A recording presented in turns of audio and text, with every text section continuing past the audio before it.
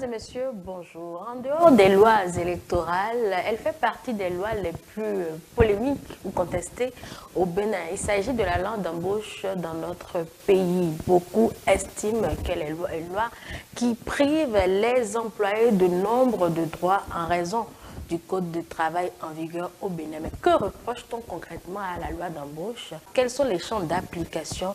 Nous nous intéressons à cette loi aujourd'hui dans les méandres donc de la loi d'embauche au Bénin. Et voici mes invités.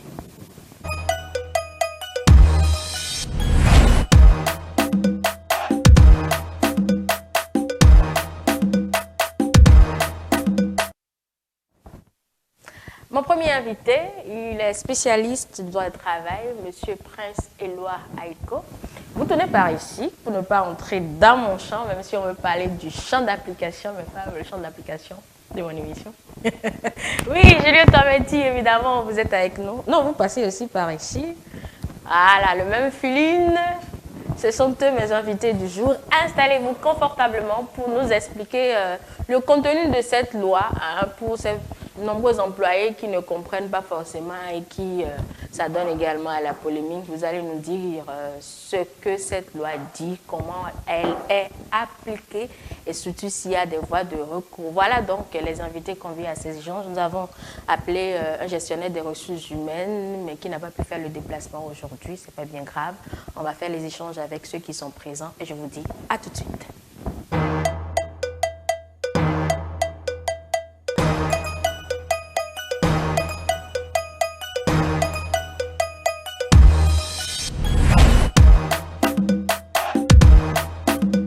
Alors, bonjour chers invités. Julien Tometti, bonjour. Bonjour. Ça va? Très bien. D'accord. Monsieur Aïko, bonjour. Bonjour. C'est Aïko ou bien Aïko? Aïko. Aïko. Et on veut parler donc du droit de travail au Bénin et comprendre surtout ce que dit la loi d'embauche. Julien Tometti, je vais vous demander, je vais commencer par vous, le cadre légal de ce texte de loi au Bénin. Il faut d'abord dire que nous avons en fait notre code de travail qui est en lien avec les instruments juridiques internationaux en matière de travail. Le nouveau élément, c'est l'intervention en 2017 de la loi 2017-05 fixant les conditions et la procédure d'embauche, de placement de main-d'œuvre et de résiliation du contrat de travail en République du Bénin. Et c'est de ça que nous parlons justement, qui a introduit de nouvelles pratiques dans la relation employeur-employeur, tant dans la conclusion du contrat que dans sa résiliation. Donc, c'est ce que nous pouvons dire. Et ces nouvelles pratiques, comme vous le savez sans doute, bousculent un peu les habitudes. On a l'impression qu'il y a en fait un allègement en fait des charges qui pesaient sur l'employeur, ce qui exposerait quelque peu l'employé, qu'on a toujours, que toute les législations ont toujours tout fait pour protéger ou surprotéger, si l'on peut dire. D'accord. Alors, Monsieur Aïko, sur la même question. Oui, je vous remercie. Et comme M. Tometti le disait déjà, le sujet est bel et bien intéressant puisque nous sommes à une époque où les travailleurs doivent être assez protégés. Et il faut dire que à la base déjà, le droit du travail a comme vocation de protéger les travailleurs contre les risques de dérive que pourraient présenter les employeurs dans le cadre de leur rapport. Et donc, je disais tantôt que le sujet est intéressant puisque, comme M. Tometti le disait, il y a la loi 2017 qui est intervenue, la loi 2017-05 sur l'embauche, donc du 29 août, en date du 29 août 2017, et qui a un peu réformé le droit du travail béninois. Et donc, puisqu'il y a en la matière plusieurs polémiques de tous les ordres, et que ce soit sur le plan de la doctrine, dans les rues, dans le cadre des partenaires sociaux eux-mêmes, nous voyons qu'il y a beaucoup de critiques qui vont à l'encontre de cette loi-là. Donc, je pense que, bien sûr, l'intérêt est vraiment est grand. D'accord. Et quel est le champ d'application de ce test de loi avant qu'on en vienne aux anciennes pratiques? Quel est le champ d'application de ce test précisément? Bien évidemment, le champ d'application, déjà à l'article 1er de cette loi, le législateur prend la peine de nous dire que c'est une loi qui fixe les conditions et la procédure de l'embauche, du placement de la main-d'œuvre et de la résiliation du contrat en République du Bénin. Il continue en disant que cette loi régit les relations de travail entre les travailleurs et les employeurs qui exercent leur profession en République du Bénin. Donc, ce qu'il faut dire sur la question, c'est que la loi de 2017 n'est pas à lire en marge du Code du travail. C'est une loi qui modifie et complète le Code du travail. Donc, le champ d'application est le même que celui du Code du travail. D'accord. Julio, quelles étaient les anciennes pratiques avant l'intervention de cette loi? Justement, vous faites bien de poser la question puisqu'il faut aller à ce diagnostic-là. Les anciennes pratiques, il faut, comme on le disait tantôt, nous aurions constaté en fait d'abord une présence permanente, en fait, je peux dire, de l'État dans les relations employés-employeurs.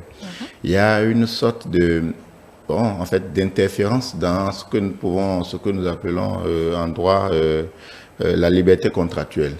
C'est-à-dire quoi? On dit, quand nous prenons en fait les deux formes de contrat de travail, à savoir le contrat de travail à durée déterminée et celui à durée indéterminée, le législateur avait imposé en fait de fait une forme de contrat qui est beaucoup plus à l'avantage du salarié.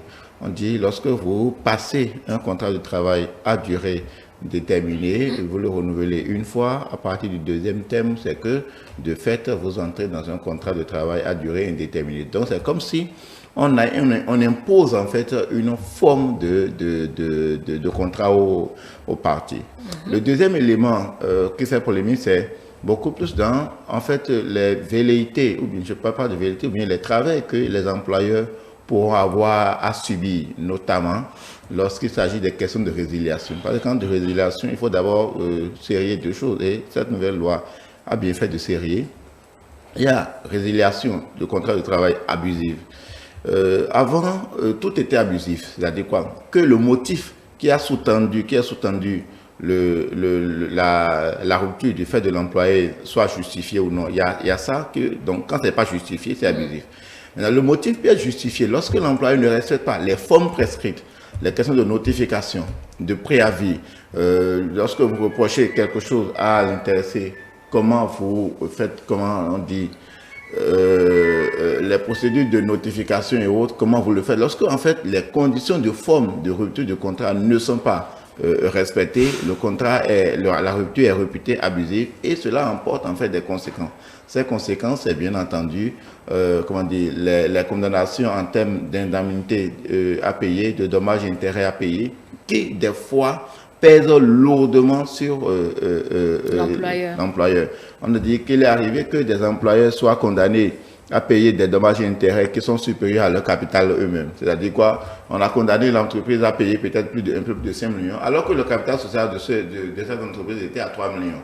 Une entreprise qui n'a que 2 ans d'existence d'une certaine façon. Donc, à partir de ce moment-là... Mais parce qu'il est allé au travers de la loi oui, existante. Oui, bien sûr, parce que la loi, elle est réputée être trop dure à son égard. Et donc, on a dû, puisque en fait c'est quoi, il faut le dire, on avait supposé que dans la relation employé-employeur, il y a une partie faible qui est l'employé. Donc la partie faible étant l'employé, il était de bon ton en fait de protéger ce dernier pour que les relations s'équilibrent. Mais en cherchant à équilibrer les relations, c'est comme si on a en fait fait peser, en fait c'est que l'équilibre était devenu un peu trop,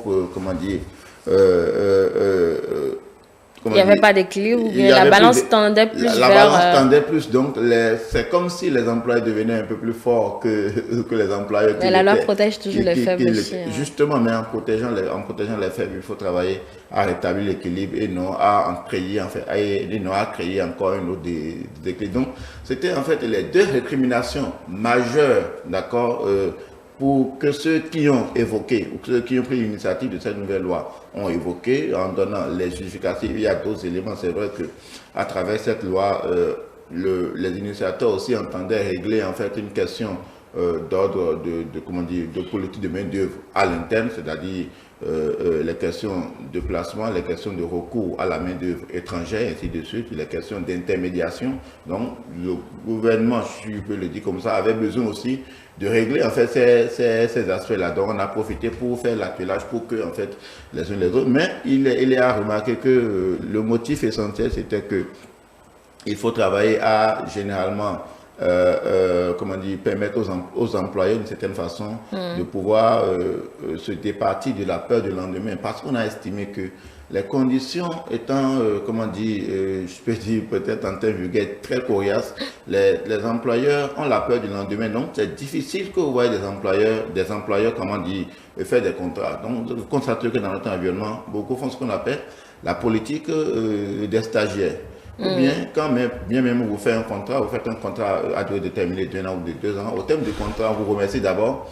On vous appelle peut-être 6 mois après pour que vous reveniez. Pour que l'on ne dise pas que vous avez déjà fait 2 thèmes de contrat à durée déterminée. Donc, il y a de ces pratiques-là. Donc, il était quand même, on a remarqué que, en fait, dans le milieu du travail, il y avait que cette charge peut être lourdement, en fait, sur les employeurs. Et on se dit même qu'en le faisant, ça devrait ouvrir, en fait, la voie à un recrutement massif. Donc, les employeurs n'auront plus peur de recruter parce que les conditions de résiliation sont plus allégées. Donc, ayant la peur du lendemain, il y avait une sorte de réticence. Mais bon, il y a lieu d'analyser pour voir, est-ce que depuis 2017-2018, est-ce que en fait les statistiques ont montré en fait un boom en fait de l'effectif de recrutement. Oui, Monsieur Aiko, sur la même question. Merci Madame la journaliste.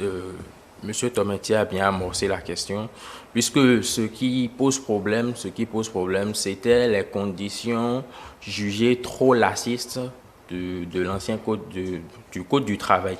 Donc, c'est pour régler cette question-là que la nouvelle loi, la loi 2017, est intervenue.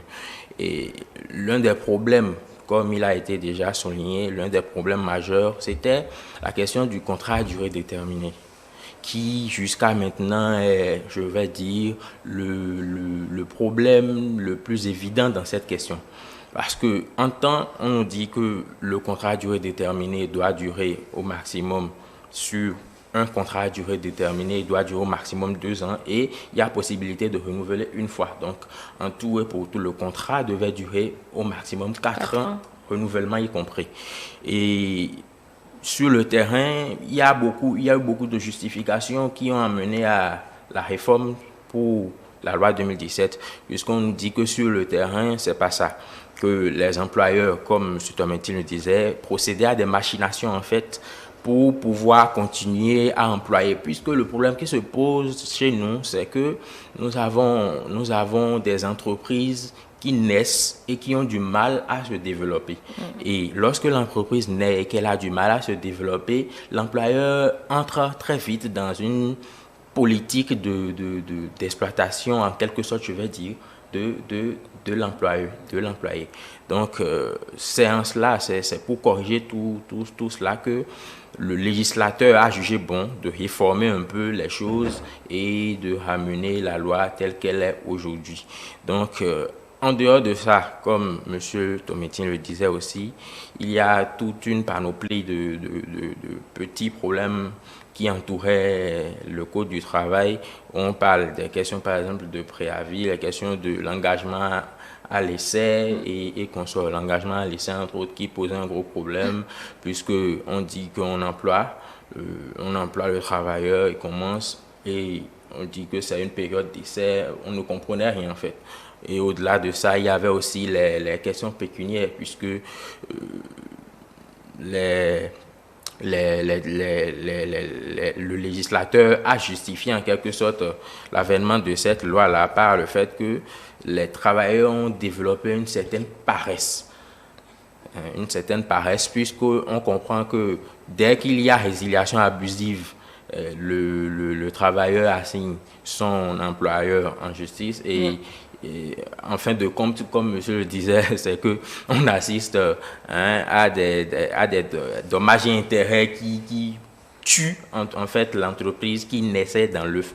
Donc, c'est la justification que le législateur nous a présentée par rapport à cette loi-là. Donc, c'est que c'est une loi qui va permettre en fait que les entreprises puissent naître, puissent grandir, puisque nous avons dans notre pays, nous n'avons pas assez d'entreprises qui puissent éclore, et que l'économie doit pouvoir se fonder, se baser sur les entreprises, puisque les entreprises, lorsqu'elles grandissent, vont payer les impôts, vont payer un certain nombre de taxes, et cela va permettre que nous puissions rester dans cette dynamique-là que nous avons amorcée de développement.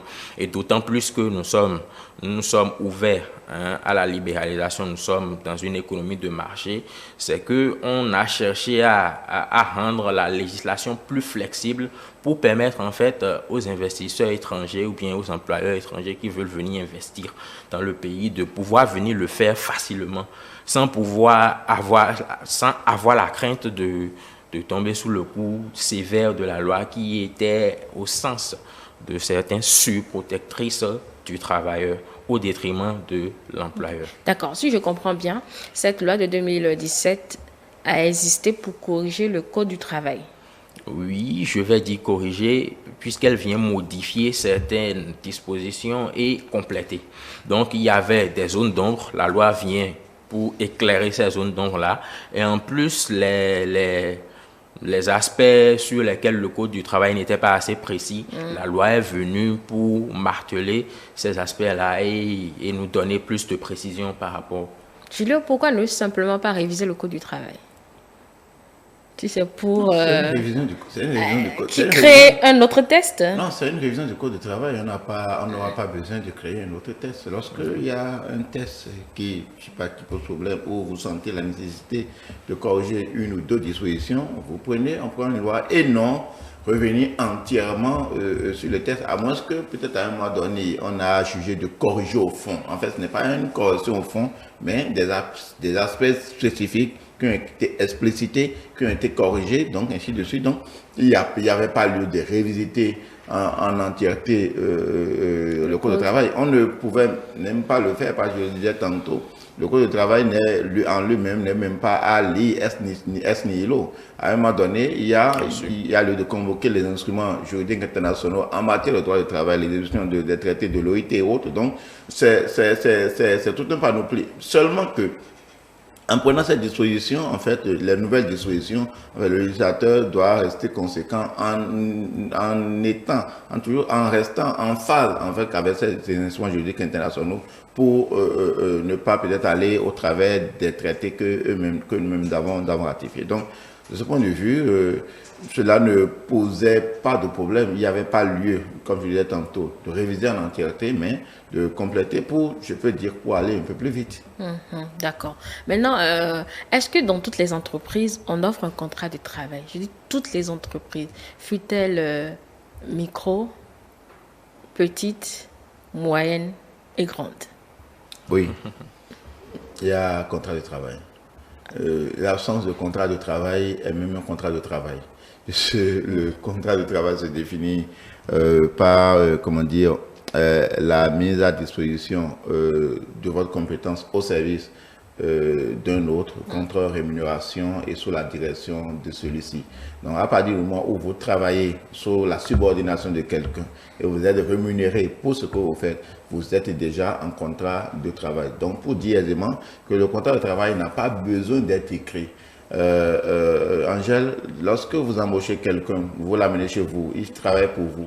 Et à la fin du mois, vous lui payez quelque chose. Vous n'avez jamais parlé de contrat de travail, mais vous êtes en contrat de travail. Le jour où il se posera un problème, ce dernier va vous assigner, il dira qu'il est dans un contrat de travail et les juridictions lui donneront droit en considérant la notion de droit de travail ou bien de contrat de travail. C'est pourquoi, en fait, on a dit les deux formes de contrat de travail, on le disait tantôt, il y a le contrat à durée déterminée et le contrat à durée indéterminée. L'exigence de la forme écrite est pour le contrat à durée déterminée. Donc on dit, lorsqu'il n'y a pas même d'écrit, il est supposé que les parties ont opté pour le contrat à durée indéterminée. Donc l'absence d'un contrat vaut contrat à durée déterminée tant que, en fait, les trois conditions, à savoir la mise à disposition ou bien la prestation sous la subordination de quelqu'un contre rémunération, lorsque les conditions sont remplies, nous sommes bien en présence de contrat de travail. Donc, c'est pourquoi généralement, il arrivait, là, beaucoup eu en fait des stagiaires, vous l'aurez constaté, qui ont un stage de 3 mois, mais après, ils sont là indéfiniment.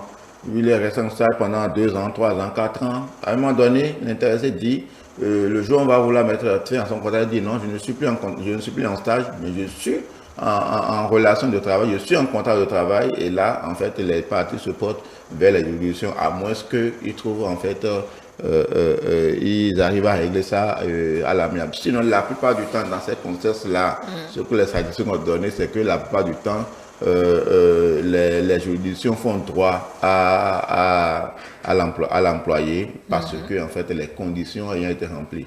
Et il faut dire en cette matière qu'il y avait aussi beaucoup d'employeurs, comme nous avons beaucoup de micro-entreprises, qui n'étaient pas fondamentalement au fait en fait des conditions d'embauche et autres. Donc, bon, viens travailler un peu avec moi, je te paie quelque chose, et sans le savoir, ils sont en contrat de travail. Donc, c'est lorsque les difficultés naissent, qu'ils sont confrontés aux deux réalités de la question, et ce que j'ai évoqué tout à l'heure, c'est l'entreprise au complet qui est mise à mal si elle arrivait à être peut-être condamnée à payer en fait un certain nombre de sommes, parce qu'il faut le remarquer, ce qui existait, les sommes, les montants de condamnation étaient faramineux. Lorsque vous sortez d'un contrat de travail pour rupture abusive et autres, et que vous êtes bénéficiaire en fait de cette condamnation, véritablement, c'est comme quand les gens sortent véritablement, en fait, il y a quelque chose de changé. Donc, on se demandait, est-ce que à un moment donné, il faut recruter. Les employés les plus subtils ne piègent pas.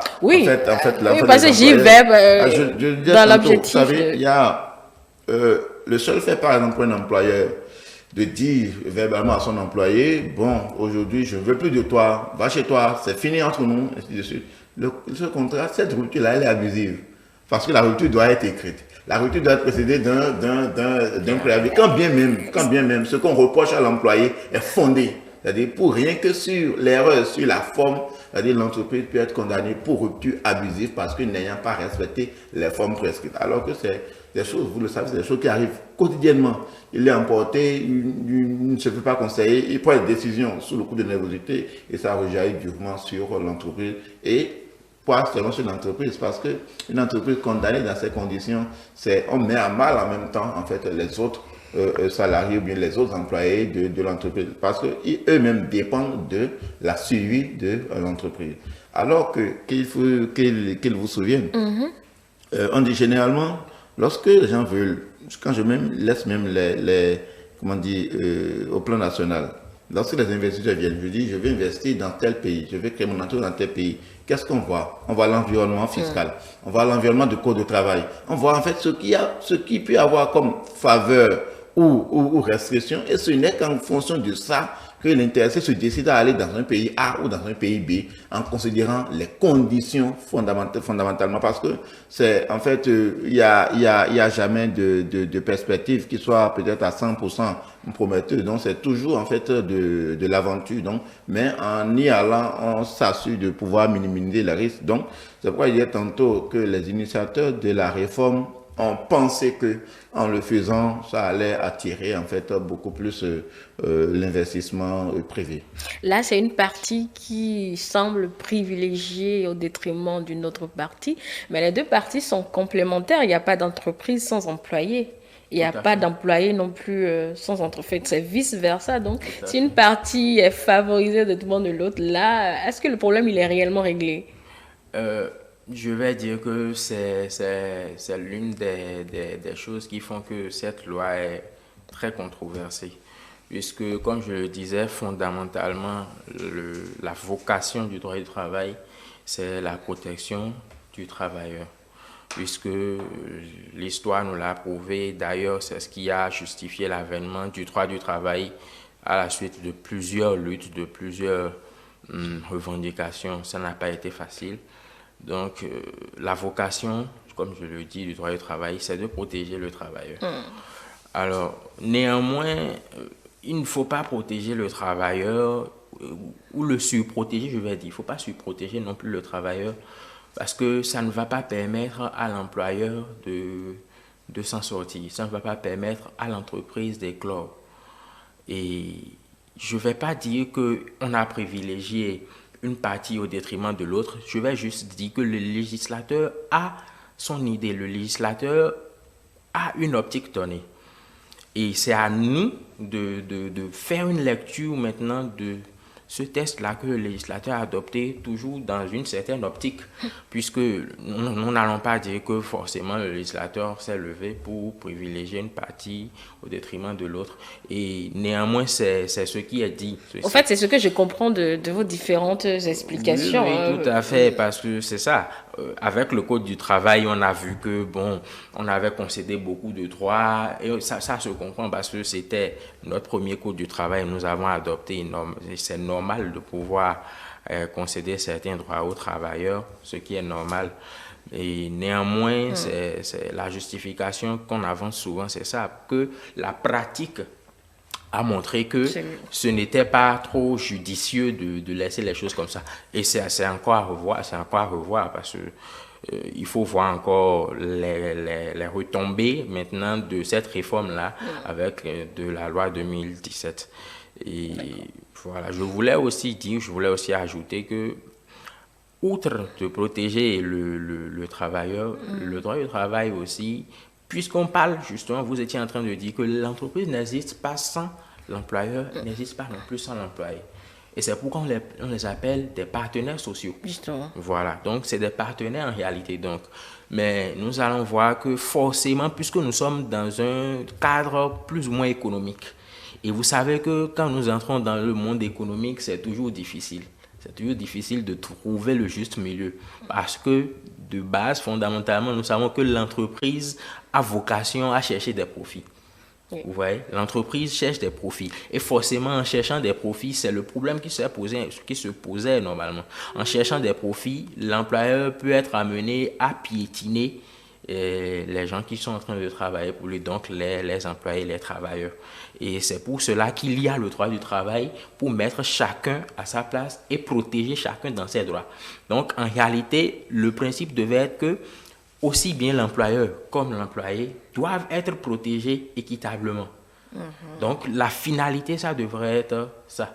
Et malheureusement, c'est ce qui nous réunit, parce qu'on voit que quand on fait la lecture des dispositions de la loi sur l'embauche, on a l'impression que en voulant rétablir l'équilibre de la balance, nous l'avons encore déséquilibré. Donc, c'est le problème qui se pose. Maintenant, lisons la loi cette fois-ci. Ces préalables étaient importants donc, pour comprendre le contenu de ce test. Alors, le test parle de procédure d'embauche et de placement de main-d'œuvre. Déjà, je veux comprendre. C'est pas la même chose? Embauche et placement de main-d'œuvre, c'est pas la même chose? Non, ce n'est pas la même chose. Ah. D'accord. Ce n'est pas la même Clarification chose. Conceptuelle, c'est votre chose. Oui, tout à fait. Et M. Tomentia avait déjà amorcé, parce qu'on a remarqué qu'il se posait des problèmes par rapport aux questions de placement de la main-d'œuvre, de l'embauche et tout ça.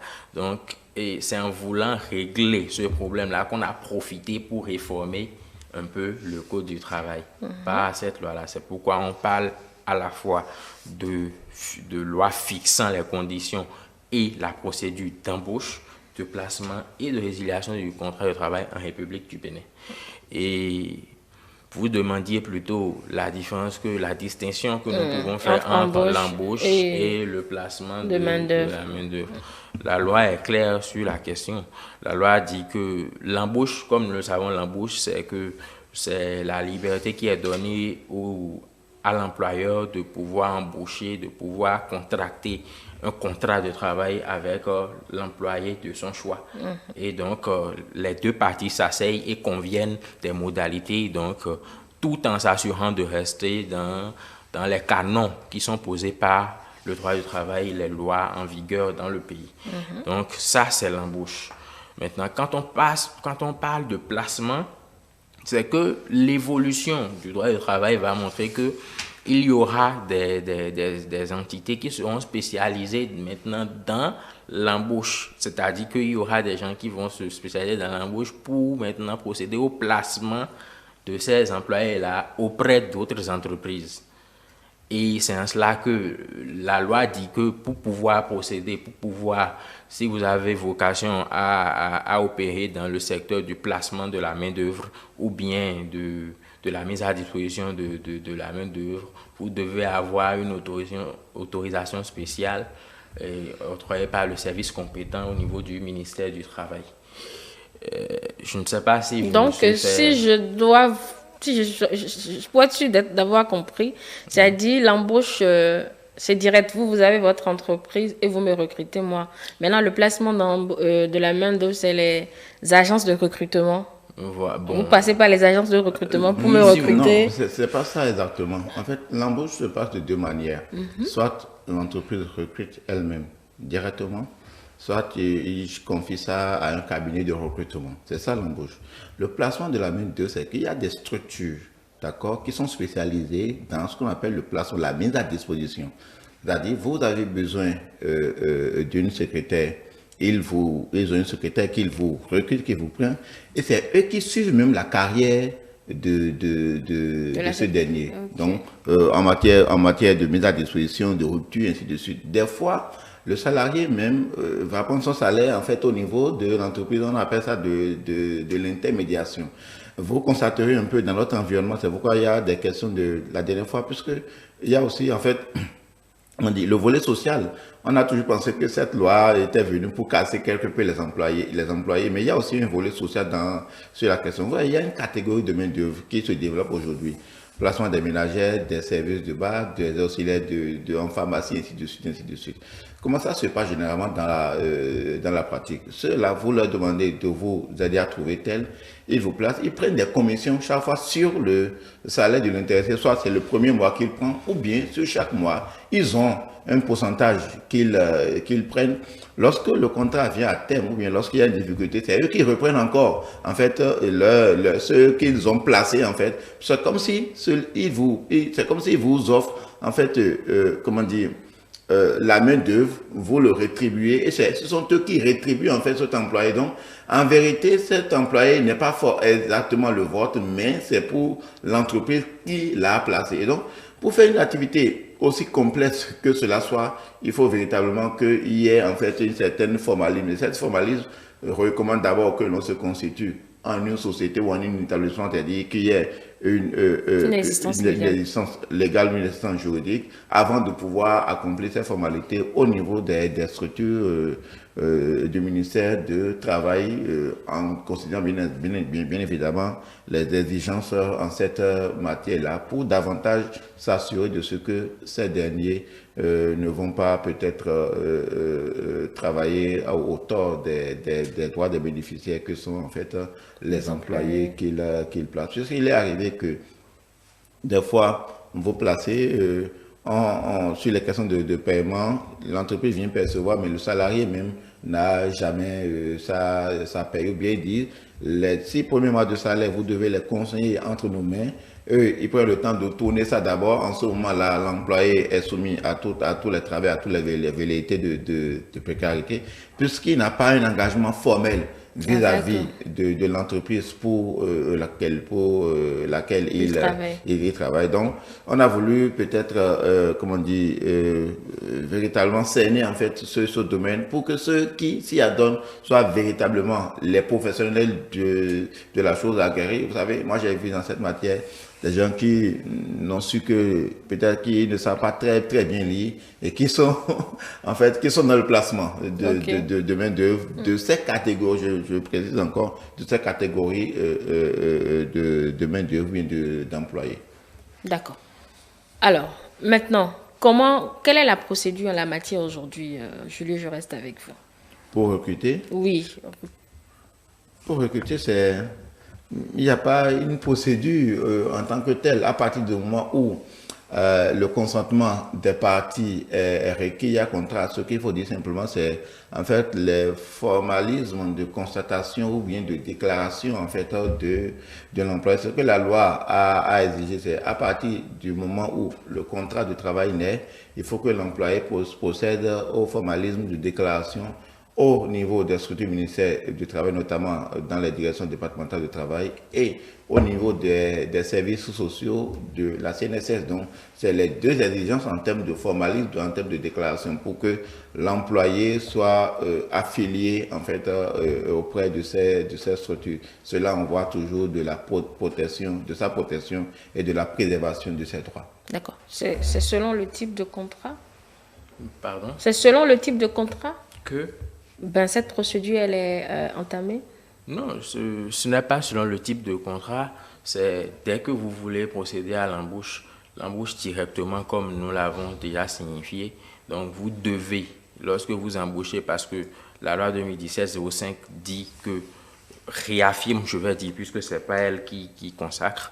Donc, la loi réaffirme que l'employeur a le droit d'embaucher les travailleurs qu'il veut et de convenir avec eux des conditions, comme je le disais déjà.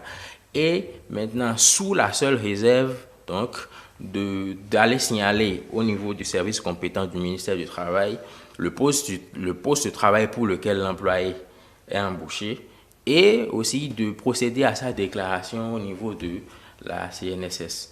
Et pour en revenir à la question du placement, M. Tometti l'a très bien expliqué déjà, vous voyez, et c'est en cela que la loi 2017, même dans une sous-section, parle du travail intérimaire, par exemple. Le travail intérimaire, c'est l'une des questions qui a été soulevée par cette loi-là. Donc, la loi est claire, il n'est pas question de procéder au travail intérimaire en dérogeant à ces règles-là qu'elle a imposées. Donc, la loi dit en la matière, le travail intérimaire, qu'est-ce qu'il faut comprendre carrément? C'est qu'il y a une entreprise appelée société d'intérim.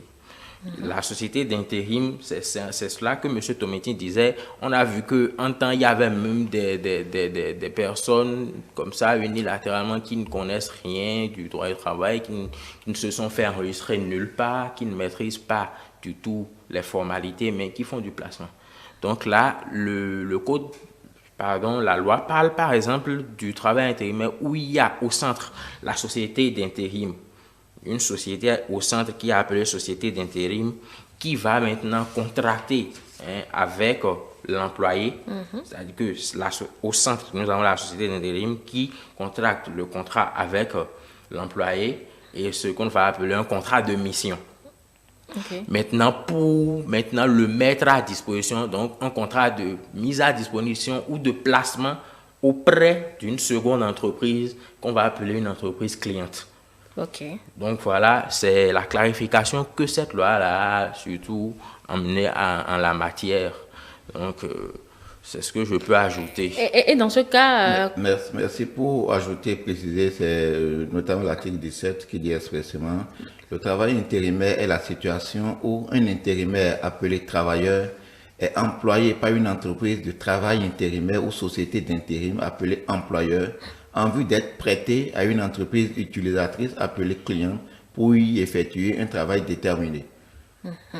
Dans ce cas précis, comment se gère le salaire?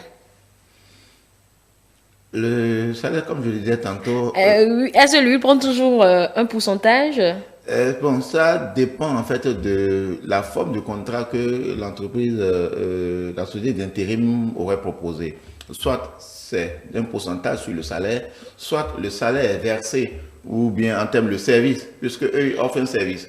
C'est-à-dire l'entreprise qui bénéficie en fait de travail de l'employé verse peut-être le salaire entre les mains de la société d'intérim. C'est la société d'intérim qui rémunère en fait cet employé-là. En fait, c'est lui qui a mis à disposition l'employé qui travaille pour eux. Donc, c'est dans la forme la plus usuelle, c'est l'entreprise d'intérim qui paye. C'est-à-dire, c'est l'entreprise qui a placé l'employé qui, chaque fin du mois, doit lui payer son salaire. C'est la forme la plus usuelle, mais ça dépend toujours du type de contrat que ces sociétés proposent à leurs clients, que sont les entreprises. Dans ce cas, si moi je me retrouve dans ce cas précis-là, je propose le salaire que je veux prendre, je suppose 30 000 francs.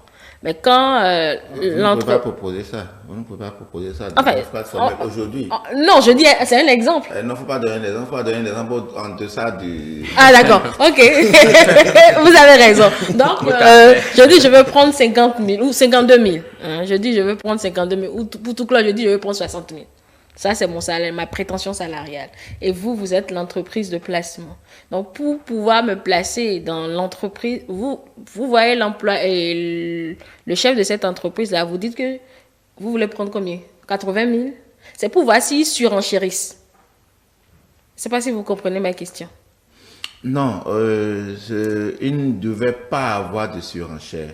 C'est vrai que pour la plupart du temps, l'employé ne connaît pas en fait les conditions de placement en fait. Mais l'employé et la société d'intérim s'entendent en fait sur un montant.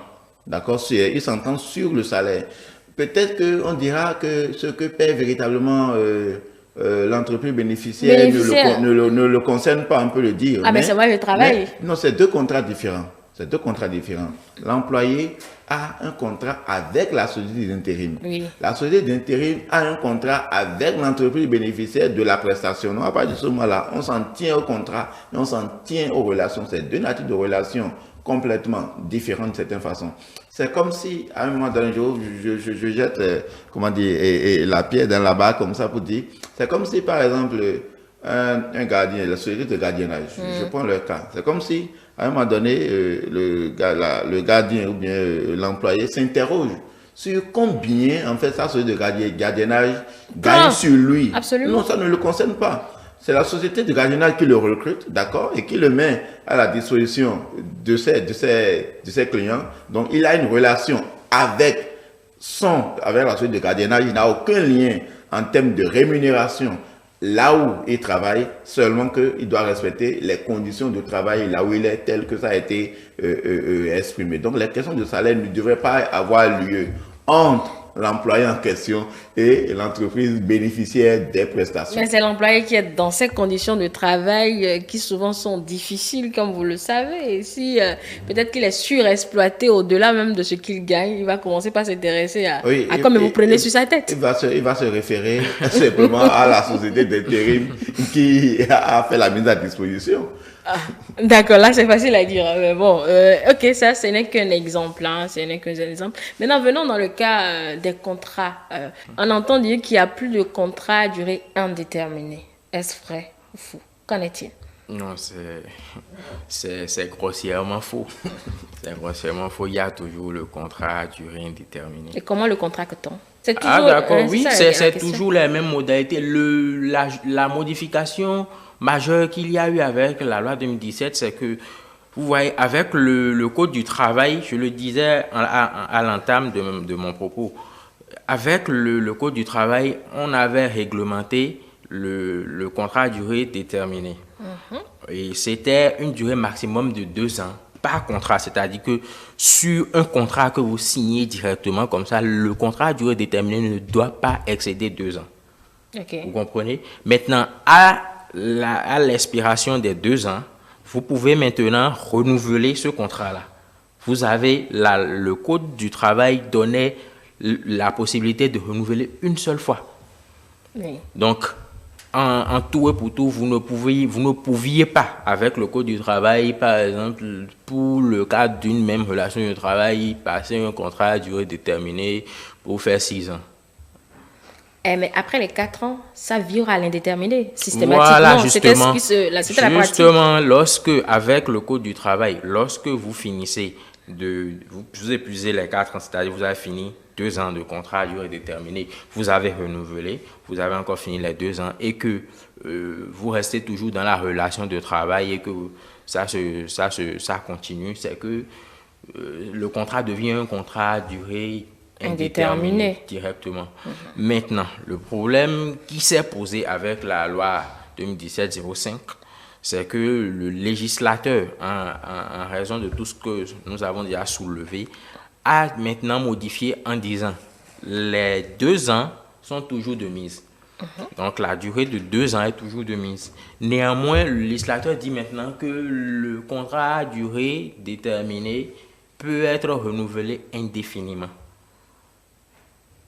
Et c'est ça qui est traduit en indéterminé, c'est ça? Voilà, c'est cela que certains traduisent en disant que bon, il n'y a plus de contrat à durée indéterminée, puisque je vous explique, on peut voir un peu de logique dedans, même si ce n'est pas vrai. Parce que lorsque le législateur dit que le contrat à durée déterminée peut être renouvelé indéfiniment, on perçoit ça un peu comme une disposition qui rend l'emploi précaire. Je ne sais pas si vous comprenez. Bien sûr. Parce que l'employeur, il peut contracter le contrat de travail avec son employé, et c'est-à-dire qu'à chaque fois, il renouvelle. À chaque fois, il renouvelle. À chaque fois, il renouvelle. Et que du jour au lendemain, puisque c'est un contrat déterminé, ils peuvent rompre le contrat, ou lorsque le contrat arrive à expiration, il dit je me libère tout simplement de toi. Donc on a vu ça un peu comme, certains ont vu ça un peu comme une mesure qui n'apporte pas de la sécurité sur le plan de la carrière pour les employés. Dans l'absolu, n'est-ce pas vrai? Dans l'absolu, c'est relatif. Il faut relativiser. Puisque j'en venais justement, le législateur continue en disant qu'à partir du 4e terme, c'est-à-dire, il y a bien sûr une possibilité de renouvellement indéfini. Maintenant, néanmoins, à partir du 4e terme, c'est-à-dire que quand vous finissez, vous renouvelez une fois, vous renouvelez 2 fois, vous renouvelez 3 fois, à partir du 4e terme, si vous avez l'intention de prendre une décision de non-renouvellement, vous devez forcément maintenant respecter les conditions de préavis. Qui est de 3 mois. Non, ça dépend, le préavis, ça dépend. Puisque je finis d'abord, le législateur dit avec la loi 2017-05, pardon, que à partir du 4e terme, comme je le disais, une des parties au contrat qui veut maintenant mettre fin, qui a l'intention de prononcer une décision de non-renouvellement, doit pouvoir respecter les conditions de préavis, c'est-à-dire les conditions de préavis, le Code du travail l'établit clairement. Les conditions de travail, les conditions du préavis, il s'agit de 15 jours pour les travailleurs qui sont payés à l'heure. Il s'agit ensuite de 1 mois pour les travailleurs et manœuvres, les ouvriers, les manœuvres qui sont payés au mois, et maintenant de 3 mois pour les cadres et agents assimilés. Donc, ça dépend de votre catégorie en fait. D'accord. Donc là maintenant, avec la nouvelle loi, on nous dit que oui, il y a renouvellement indéfini, indéterminé. Vous pouvez être en train de renouveler jusqu'à quand vous le voulez. Néanmoins, à partir du 4e terme, si vous pensez que prochainement vous n'allez pas renouveler, vous devez avertir l'autre partie en disant que oui, je ne vais pas renouveler, et à partir de ce moment, le préavis commence à courir. Et si vous ne respectez pas les conditions de préavis, c'est que vous aurez rompu le contrat de façon abusive. Et la disposition continue en disant que si cette décision de non-renouvellement vient de l'employeur, l'employeur va se conformer en payant une indemnité de fin de collaboration à son employé. Donc, nous voyons quand même cela comme un certain nombre de mesures quand même pour atténuer cette précarité-là que peut revêtir la disposition. D'accord. Julio, n'est-ce pas effectivement précariser l'emploi? Parce que vous avez dit que maximum c'est 2 ans, 2 fois 4, ça fait 8. Mais après 8 ans, le gars il peut décider de ne pas vous continuer avec vous, simplement, et puis vous renvoyer. Après 8 ans ou après 4 ans? Vous avez dit maximum c'est 2 ans, non? Maximum, c'est 2 ans sur oui, en fait, un ce contrat. qui est dit sur la question du 4e thème, c'est que le contrat durée déterminée n'est pas soumis, d'accord, à l'exigence de préavis. En fait, c'est sur la question du préavis. Il faut dire que lorsque vous êtes dans un contrat à durée indéterminée que vous voulez rompre, il y a l'exigence de préavis. Le contrat à durée déterminée, on ne vous prévient pas parce que le thème est connu d'avance. D'accord, le thème est connu d'avance. Oui. Je prends dans l'esprit du législateur, lorsque vous avez été renouvelé 1 fois, 2 fois, 3 fois, c'est-à-dire vous sentez déjà une certaine comment dire, certaines assises ou une certaine permanence, en fait. Vous êtes en confiance, c'est que vous ne pouvez pas imaginer qu'on ne va pas. Donc, si on doit, donc pour vous éviter la surprise, en fait, de vous retrouver à fin de mois, vous dire que non, vous n'êtes plus là, c'est que 3 mois avant, on doit vous avertir. Ce à quoi l'employeur n'était pas soumis lorsque vous êtes dans les 2 premiers thèmes, en fait, de votre contrat à durée déterminée. C'est peut-être la démarcation qu'on peut faire. Seulement, il faut dire que le travail à durée déterminée, comme indéterminé, existe toujours. C'est de la volonté des parties. Vous pouvez contracter un premier contrat de travail et que vous décidez, d'accord, les deux, de vous faire tout ça. Ce que le législateur a fait, c'est de laisser en fait les parties librement choisir, puisque le contrat à durée indéterminée était comme le contrat par défaut, ou bien un contrat de fait en fait. C'est-à-dire, on dit par exemple, lorsqu'il n'y a pas de contrat, et ça reste encore, ça au moins ça reste, lorsqu'il n'y a pas de contrat du tout, c'est-à-dire lorsqu'il n'y a pas un contrat écrit, c'est que vous êtes dans un contrat à durée indéterminée. Maintenant, l'autre chose, c'est que pour y être, la deuxième façon, c'est que pour y être un contrat indéterminé, il faut que les deux parties s'entendent. Donc, ce sont les deux éléments qui restent aujourd'hui en matière de contrat de travail à durée indéterminée. Ce qui s'était ajouté, ce qui était le troisième, c'était le contrat à durée indéterminée de fait. Lorsque vous dépassez le premier, lorsque vous, après le deuxième renouvellement ou bien après le premier renouvellement, c'est ce contrat de fait-là qui était que tout le monde sait, lorsque je suis en entreprise, j'ai été renouvelé 2 fois, on sait d'office qu'on est dans un contrat à durée indéterminée. Mais le problème que ça pose pour l'employé, ce n'est pas seulement qu'un problème de précarité, il y a un problème aussi en fait d'ordre financier. Et c'est ce que en fait les employés du public, les fonctionnaires aujourd'hui, de plus que, parce qu'on dit généralement lorsque les banques, par exemple, quand je prends cet aspect de la question, les banques ont de la réticence à pouvoir faire en fait des mises à disposition de fonds pour des gens qui sont en contrat à durée déterminée. S'ils doivent le faire, ils vont le faire dans la proportion en fait de leur contrat, donc ce n'est pas assez conséquent. L'autre chose, ça alourdit en fait les frais annexes en fait en matière de prêt, les questions d'assurance et autres. Lorsque vous êtes dans un contrat à durée déterminée, ça pèse beaucoup plus en fait. Les charges inhérentes au prêt pèsent beaucoup parce que vous le savez, il y a la protection, assurance et ainsi de suite. Donc, mais le contrat à durée indéterminée offrait beaucoup plus une certaine aisance, facilité, oui. Parce que la banque même sait que si on arrivait à vous rompre de la manière dont on va vous rompre, les indemnités vont tomber. Donc, ils sont sûrs de rentrer en possession de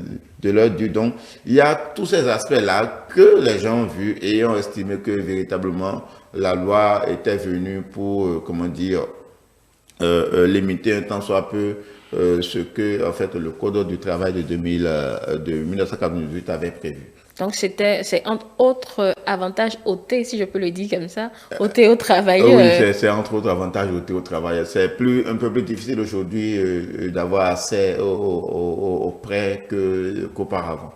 Bon, est-ce que le législateur n'a pas vu ça? Ça, c'est la question qui va se poser. Oui, nous l'avions dit tantôt. Il n'y a jamais d'équilibre parfait. C'est-à-dire, quand vous tentez de rétablir un équilibre, l'équilibre parfait n'existe pas. C'est-à-dire, il y a forcément, la balance toujours, peut-être pèse toujours d'un côté ou d'un autre. Ce que nous disons là, c'est un peu dans d'autres domaines. Je prends le truc là rapidement, hein, quand nous prenons notre contexte. Il y a la réforme, mais pas la réforme, en fait, oui, je peux dire la réforme, il y a le régime des bails à usage d'habitation. C'est-à-dire, à un moment donné, les propriétaires, les bailleurs étaient tellement forts, d'accord, sur en fait les locataires. On a voulu équilibrer les relations, mais aujourd'hui, on a l'impression que les locataires sont extrêmement forts et que, à partir du moment où vous êtes bailleur, vous louez, en fait, ça pèse sur vous. Donc, en fait, tant qu'on recherche à équilibrer, ça déborde toujours. Ça l'exemple n'est pas les mêmes secteurs. On parle de conditions de vie. Ça aussi, c'est de conditions de vie. Ça, vous parlez, en fait, lorsque le législateur s'engage à réformer dans le sens de rééquilibrer, il y a forcément des gens qui perdent des plumes. D'accord. Il y a certains qui estiment que ces deux textes sont en contradiction, le Code du travail et également la loi sur l'embauche. Vous constatez ces contradictions-là, vous aussi? Et elles sont à quel niveau? Je vais prendre cette question avec beaucoup de pincettes parce que Vous savez, comme je le disais, la loi vient modifier et compléter le Code du travail. Déjà, la question la question du contrat à durée déterminée, vous pouvez déjà voir ça comme une contradiction, puisque le Code du travail vous dit que il faut renouveler une fois au maximum, donc 4 ans au total, et la nouvelle loi vous dit que voilà, bon, il faut plus renouveler, et il faut plus renouveler qu'une seule fois, mais il faut renouveler autant que vous le voulez. Donc, c'est déjà une contradiction, mais néanmoins, ce qu'il faut savoir, c'est que la loi 2017 est une nouvelle loi par rapport à la loi qui porte Code du travail en République du Bénin. Et donc, s'il y a des dispositions dans la loi 2017 qui sont contradictoires sur certaines matières à des dispositions du Code du travail, c'est que les nouvelles dispositions de la loi 2017 abrogent bien sûr celles du Code du travail. Ah, d'accord. Sinon, je voulais demander à Julio si ça ne pose pas problème que des textes qui parlent de la même chose soient contradictoires. Non, justement. Hein. Donc, la nouvelle abroge l'ancienne. La nouvelle abroge l'ancienne. Pas en totalité. Si la nouvelle abroge l'ancienne, ça veut dire que le Code du travail n'existe plus au Bénin. Non, les dispositions qui sont contraires. Voilà. Vous voyez, puisque le Code du travail, comme je vous le dis jusqu'aujourd'hui, vous prenez la loi 98-004, vous allez voir toujours la disposition sur les 2 ans pour le contrat à durée déterminée et la possibilité de renouvellement qu'une seule fois. Elle est toujours là, cette disposition. Néanmoins, puisque sur la même matière, nous avons une nouvelle loi qui nous dit autre chose, là, vous voyez qu'il y a contradiction. Donc, forcément, quand les deux dispositions, ce n'est pas sur le texte en entier. Vous voyez, quand il y a une disposition qui est de façon claire, contraire à une ancienne disposition, l'ancienne disposition est abrogée. D'accord. Le minimum d'un contrat à durée déterminée, c'est de combien de mois? Le minimum, le texte n'impose rien aux parties, mais le maximum est de 2 ans sur un contrat à durée déterminée. Puisque j'ai occulté ce fait-là, il faut préciser que la différence entre le contrat à durée déterminée et le contrat à durée indéterminée est l'existence d'un terme. Donc, quand nous sommes dans le cadre d'un contrat à durée indéterminée, les parties ne se mettent pas d'accord sur un thème concret comme ça. Donc, le contrat est censé être en train de s'exécuter jusqu'au jour où l'une des parties décide de mettre fin au contrat, sous réserve du respect du préavis. Donc, mais quand nous sommes dans le cadre d'un contrat à durée déterminée, c'est que nous devons accepter que les 2 parties doivent, au niveau de la conclusion de la signature du contrat, définir un thème. Forcément, c'est l'une des caractéristiques du contrat à durée déterminée. Il faut que le contrat ait un terme. Le terme peut être précis et clair, c'est-à-dire que l'employeur et l'employé peuvent s'asseoir et dire ben voilà, le contrat prend effet à compter de ce jour, mais s'arrête à telle date et ils l'écrivent noir sur blanc. Ça, c'est un terme clair, précis. On sait qu'arrivé à cette date, le contrat n'a plus d'effet. Mais vous savez, c'est généralement les employeurs qui le proposent. Je te recrute pour une durée de 3 mois. Eh bien oui, évidemment. Le gars, il est à la recherche d'un emploi, il accepte, quand bien même il voudrait faire plus. Bien évidemment. Donc là, c'est pas une entente des parties. Oui, c'est tout à fait une entente parce que s'il vient, c'est un contrat. Et c'est en cela que je vous disais que en matière de droit du travail, c'est qu'il faut protéger l'employé parce que dans tous les rapports, forcément, parce que celui qui a la force, je ne vais pas dire la force, celui qui a la capacité économique, c'est l'employeur. Et donc, c'est lui qui achète les compétences du travailleur. Parce que déjà, on nous dit bien que la définition du contrat du travail dit que c'est un accord de volonté par lequel une personne physique, l'employé, s'engage à mettre son activité professionnelle sous l'autorité et la direction d'une autre personne physique ou morale moyennant une rémunération. Donc c'est ça le contrat de travail. Donc il y a d'abord le contrat qui est passé là. Donc le fait que le travailleur vienne et il s'assoit forcément avec l'employeur lui dit j'ai besoin de quelqu'un à tel poste de travail et ça va être pour une telle durée. Ça, c'est l'employeur qui exprime son besoin. C'est ça le contrat. Je viens, j'ai mes besoins, tu as aussi tes besoins, nous nous asseyons, nous mettons d'accord sur comment ça va se passer. Vous voyez, donc l'employeur dit, voilà, c'est lui qui a sa société, qui a ses besoins. Et c'est pour cela que le contrat à durée déterminée existe d'ailleurs. D'accord. Puisqu'on donne la possibilité à l'employeur en fonction, c'est de ça que je parlais tantôt, c'est la flexibilité du droit du travail.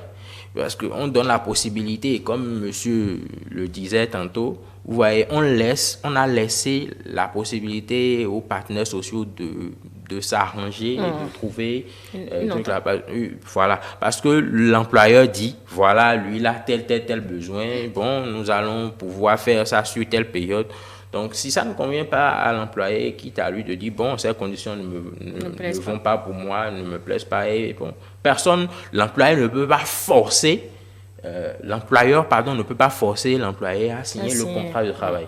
Et je continue, je disais tantôt que le contrat à durée déterminée doit forcément avoir un terme. Que soit ce terme-là doit être précis et écrit noir sur blanc, c'est possible. Donc on dit à telle date, le contrat doit prendre fin. Quitte à ce que, bon, après, à échéance de cette date-là, on s'asseye encore et dit que, bon, voilà, je veux que nous renouvelions le contrat. Maintenant, le terme peut ne pas être précis aussi. Qu'est-ce que je veux dire par là? Le terme peut ne pas être précis. Par exemple, vous voyez, dans une entreprise, il peut arriver, par exemple, que la dame est partie en congé de maternité, par exemple. Le poste est vacant. Donc, l'employeur peut recruter quelqu'un de façon ponctuelle pour venir assurer ce poste-là, le temps que la dame revienne. Et puisque nous savons que sur ces questions-là, vous voyez, il est impossible de pouvoir prévoir l'événement, la date précise de l'événement qui va venir mettre fin au contrat à durée déterminée. Néanmoins, c'est qu'on précise, et c'est ça le problème aussi, lorsque l'employeur appelle l'employé qui sont en train de conclure le contrat, il faut qu'il prenne bien le soin d'expliquer à l'employé qu'il est recruté pour telle chose et qu'arrivé à telle échéance, vous comprenez, le contrat doit prendre fin. Donc, je vous appelle, je vous explique que voilà, il y a tel employé, il y a ceci, il y a ça. Arrivé ou bien quand l'employé va revenir à son poste, là, le contrat va prendre fin. Et on le dit dans le contrat. Là, vous voyez qu'il y a un terme, mais que nous n'avons pas précisé la date. Okay. Je ne sais pas si vous comprenez. On peut préciser de façon précise, comme je le dis, de façon claire, et dire que ça va finir à telle date. Maintenant, néanmoins, il peut y avoir des conditions, des circonstances. Par exemple, dans le domaine des BTP, on dit que bon, on passe un contrat à durée déterminée avec vous. Le contrat prend fin lorsque nous allons finir les travaux du chantier. Nous allons livrer le chantier. Donc, vous comprenez très bien que, évidemment, quand le chantier prend fin, votre contrat à durée déterminée aussi prend fin. Vous voyez, néanmoins, on n'a pas mis une date noir sur blanc pour dire que bon, voilà, c'est l'échéance. D'accord. Donc, il y a quand même un terme, que ce soit précis ou pas. C'est ça la caractéristique du contrat à durée déterminée. Donc, en fonction de cela, vous voyez que il faut forcément que il y ait certaines protections et bon, c'est par rapport à cela que nous avions vu. D'accord. Pour ceux-là qui viennent de nous rejoindre, nous sommes en train de parler de la loi d'embauche au Bénin. Donc, comprendre cette loi, ses subtilités, particularités, avantages et inconvénients pour l'employé, également pour l'employeur. Julio Tometti, on doit parler maintenant des conditions de résiliation des contrats de travail. Oui, comment le contrat de travail se résilie-t-il avant 3 modes naturels ou bien 3 modes existants de rupture. Il y a la rupture unilatérale qui est traduite par le licenciement ou la démission, la rupture concertée, c'est-à-dire les parties s'entendent d'accord pour décider de la fin du contrat de travail. Et il y a en fait la troisième forme, la rupture négociée. Donc, les 3 modes peuvent être réunis en 2. Il y a ce qu'on appelle la rupture décidée, d'accord, qui se traduit par le licenciement lorsque c'est à l'initiative de l'employeur et la démission lorsque c'est à l'initiative de l'employé. Les conséquences que ces initiatives peuvent avoir autant sur l'employeur que sur l'employé, notamment sur l'employeur, nous allons sans doute l'évoquer avec la complicité de mon cher ami M. Aiko. Oui, M. Aiko. Merci, madame. Comme le disait M. Tometin, nous avons plusieurs formes de rupture, plusieurs modalités de rupture. Donc, nous allons voir le licenciement, la démission, la rupture suite à un accord des parties, ou bien encore, on peut aussi voir la rupture suite à l'arrivée à terme d'un contrat à durée déterminée. Donc, lorsque le contrat à durée déterminée arrive à terme, le contrat est rompu aussi. Oui, le contenu de chacun. Voilà, tout à fait, j'en viens. Donc, le licenciement, pour le licenciement, nous allons voir, comme je le disais, le licenciement est à l'initiative de l'employeur. À l'initiative de l'employeur, il peut y avoir le licenciement que nous allons appeler le licenciement pour motif personnel. Et nous allons voir aussi le licenciement pour motif économique. C'est les deux formes de licenciement que nous pouvons voir. Et le licenciement pour motif personnel c'est comme son nom le dit, c'est que l'employeur licencie son employé pour des raisons qui ont rapport avec la personne directement de l'employé. Donc, nous allons voir les cas de faute lourde. Lorsque l'employé commet une faute lourde, là, naturellement, l'employeur est fondé à le licencier. Et lorsque les conditions de santé du travailleur ne le permettent plus et tout ça. Maintenant, nous allons voir le licenciement aussi pour motif économique qui peut intervenir suite à une réforme qu'il y a eu dans l'entreprise qui a modifié de façon substantielle le poste de travail de l'employé et tout. Donc, c'est les deux formes de façon classique de licenciement que nous pouvons avoir. Néanmoins, ce que nous pouvons relever au niveau du licenciement, c'est que le licenciement a une procédure claire. Ok. Bien sûr, déjà avec le Code du travail, il y avait déjà cette procédure. Maintenant, avec la loi 2017, la loi 2017 est venue encore repréciser les choses. En l'occurrence, le Code du travail disait que ce soit surtout pour le licenciement pour motif personnel, il faut que le Code du travail nous disait, c'est l'une des subtilités de changement des subtilités que nous avons au niveau de la loi 2017. Le Code du travail nous parlait de motifs sérieux et objectifs. Ok. Vous voyez, donc l'employeur ne peut pas se lever et unilatéral. C'est vrai qu'on parle de résiliation unilatérale, mais l'employeur ne peut pas se lever, l'employé n'a rien fait, il se lève et il licencie tout simplement son employé. C'est pas possible.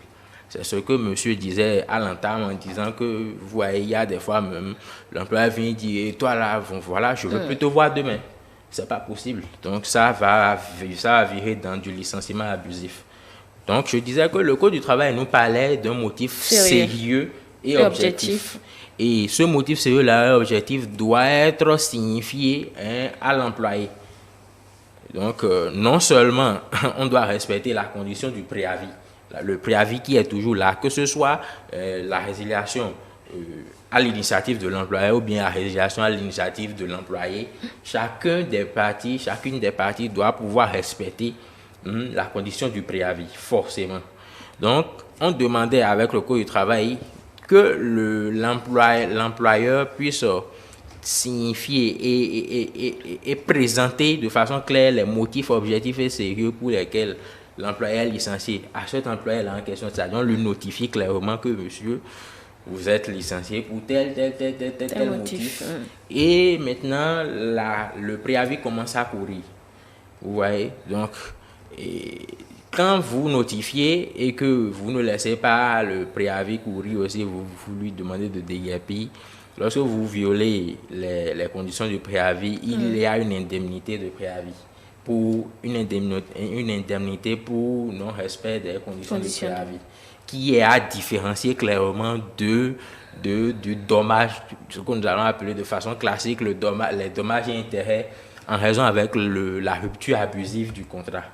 Okay. Donc, je disais, maintenant avec la loi 2017-05, la loi 2017-05 nous dit qu'il faut un motif légitime pour pouvoir procéder à un licenciement. Vous voyez, c'est légitime. Voilà, un motif. Et on évalue cette légitimité maintenant à quoi? Tout à fait, voilà. Donc, le motif légitime, encore dans la loi 2017, la loi 2017 est encore précise en disant que forcément, l'employeur doit pouvoir notifier à l'employé le motif, ou les motifs de la résiliation du contrat, et donc lui laisser maintenant l'opportunité de se prononcer par rapport à ces motifs-là, tout en lui laissant respecter les conditions du préavis. Et lorsque les règles de procédure ne sont pas respectées, on est en présence d'un licenciement irrégulier dans la forme. Donc, ce n'est pas encore un licenciement abusif. Lorsque, toutefois, il y a le motif sérieux, le motif légitime, parce que c'est le terme juridique qui est employé actuellement, un motif légitime. Vous demandiez tantôt comment on peut apprécier la légitimité. La légitimité, voilà. La légitimité, vous voyez, c'est qu'il y a un réel problème, parce qu'avant, on nous parlait de motifs objectifs et sérieux. Maintenant, on parle de motifs légitimes. Donc, vous voyez, cette légitimité-là n'est pas à apprécier par nous, mais lorsque le problème se pose et que le travailleur décide de réclamer, de vouloir entrer en possession de ses moyens, de ses droits, et il va saisir les juridictions compétentes, ce sera au juge du travail de nous dire si ce motif-là est légitime ou s'il ne l'est pas. Ah, d'accord. Voilà. Sinon, néanmoins, comme je le disais, il faut forcément que l'employeur puisse notifier en disant voilà les motifs de votre licenciement, quitte à ce que l'employé puisse se lever et aller, vous voyez maintenant en justice, ou bien aller préalablement, s'il le veut, vers l'inspecteur du travail pour que le litige puisse trouver une résolution. Oui. Julio, l'une des critiques justement, c'est par rapport au nombre de mois de préavis ou de dommages-intérêts. Aujourd'hui, c'est limité à 3 mois, comme le disait Aiko, c'est pour les cadres, en tout cas selon le type de contrat. Avant, c'était combien? Non, je pense que vous êtes en train de faire un petit amalgame. Oui. J'avais parlé du délai de préavis. Oui. Vous comprenez? J'avais parlé du préavis. Le préavis, en fait, c'est quoi? Lorsque nous allons dans le domaine des bails à usage d'habitation, par exemple, c'est qu'on dit que, monsieur le propriétaire, nous savons que vous êtes en droit de dire, bon, monsieur, dégagez de chez moi, même s'il a violé, tout, il a fait ci, il a fait ça, mais donnez-lui un préavis. Le préavis permet en fait à l'autre partie de se préparer à la rupture du contrat. C'est qu'une entreprise qui fonctionne bien, vous ne pouvez pas vous lever par exemple du jour au lendemain. Quand je prends la rupture qui intervient sur l'initiative de l'employeur, c'est-à-dire le licenciement. Le monsieur qui a sa petite famille qui nourrit et tout, et qui espère recevoir un salaire, vous voyez, vous levez du jour au lendemain, vous dites, voilà monsieur, vous êtes licencié, dégagé. Et ça pose un réel problème. Et au-delà de tout, c'est la dignité humaine, la dignité de l'être humain qui est en jeu là. Parce que non seulement c'est avilissant, et c'est en cela que on dit que le travailleur fondé, si c'est abusif, il est fondé à aller demander au juge de lui accorder une réparation. D'accord. Voilà, donc il faut dire que le préavis est là pour permettre maintenant de se préparer à ce que cette rupture-là puisse se passer de façon assez calme. Puisque quand nous allons revoir dans le Code du travail, nous allons voir que pendant la période de préavis, on donne le droit, la possibilité à l'employé de prendre 2 jours dans la semaine pour aller préparer un emploi, c'est-à-dire aller chercher du travail. Vous comprenez? Donc, il a le droit de prendre 2 jours pendant les 3 mois de préavis, c'est ça? Pendant les 3 mois, s'il est un cadre ou assimilé. Oui. Oui, parce que j'avais dit, quand vous êtes manœuvre ou ouvrier payé à l'heure, le préavis pour vous, c'est 15 jours. Oui, c'est ce que je disais, selon le titre. Selon votre titre ou votre catégorie, en fait. Bien sûr. Voilà, Oui. donc quand vous êtes un cadre, on sait que c'est 3 mois. Donc, durant ces 3 mois-là, vous êtes fondé à demander à votre employeur de vous laisser, vous avez 2 jours dans la semaine pour aller chercher un autre C'est emploi. stipulé clairement Dans le code du travail. D'accord. Voilà. Donc, maintenant, vous parliez tantôt des questions de délai. Oui. En réalité, ce qu'on remarquait avec le code du travail, c'est que pour le licenciement abusif, il y avait lieu à des réparations vraiment avec des sommes astronomiques. Vous voyez, il y avait des réparations avec des sommes astronomiques, puisque lorsque vous demandez à ce que on vous répare dans le préjudice que vous avez subi, forcément, il faut chiffrer. Il faut donner un chiffrement, il faut donner une somme pour votre réparation.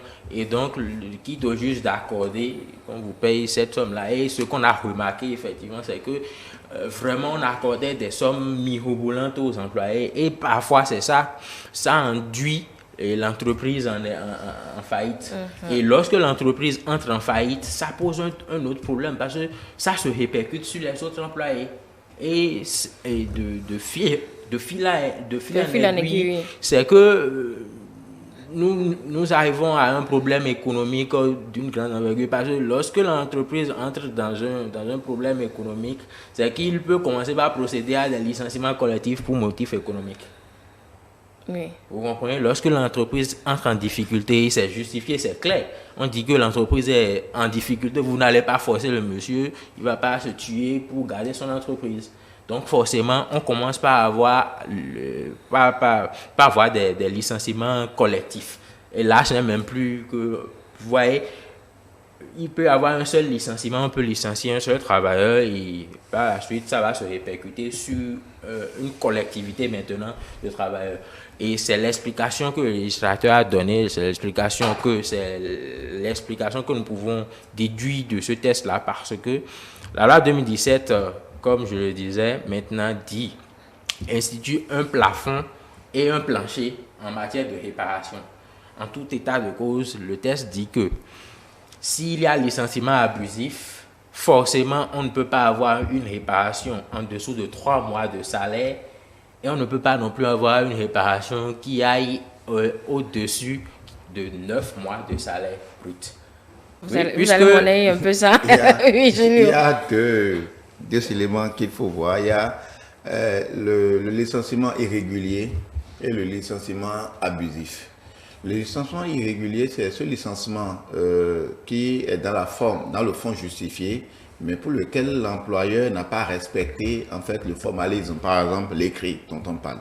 Donc ce licenciement, le motif est fondé, d'accord, mais il n'a pas respecté peut-être les questions de délai, les questions de forme. Ce licenciement est qualifié de licenciement irrégulier.